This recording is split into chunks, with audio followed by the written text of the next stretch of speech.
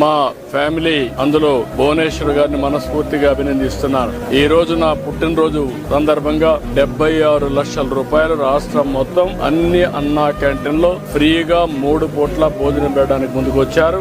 ఒక స్ఫూర్తిదాయకంగా నిలిచారు. ఈ రోజు నేను ఒకటే ప్రజలందరికీ విజ్ఞప్తి చేస్తున్నా, ఇది ఒక స్ఫూర్తిదాయకమైన కార్యక్రమం. అన్నదానం అన్నింటికంటే మహాపవిత్రమైనది. అలాంటిది మనందరం కూడా గుర్తుపెట్టుకోవాల్సింది, మీరు ఒక పూట గాని లేకపోతే ఒక క్యాంటీన్ లో గాని ఒక రోజు గాని మీకు శక్తి ఉంటే మొత్తం గాని తోచని విధంగా అన్నదాన కార్యక్రమంలో మీరు భాగస్వాములు కావాలని పిలిపిస్తున్నా. ఇది ఒక స్ఫూర్తికి ఒక ప్లాట్ఫామ్. ఇది ఏదో నేను ఎవరిని బలవంతం చేయడం లేదు. వాళ్ళందరినీ కోరుతున్నాను, మనందరం కలిసి ఒక స్ఫూర్తి ప్రదాతలుగా తయారు కావాలి.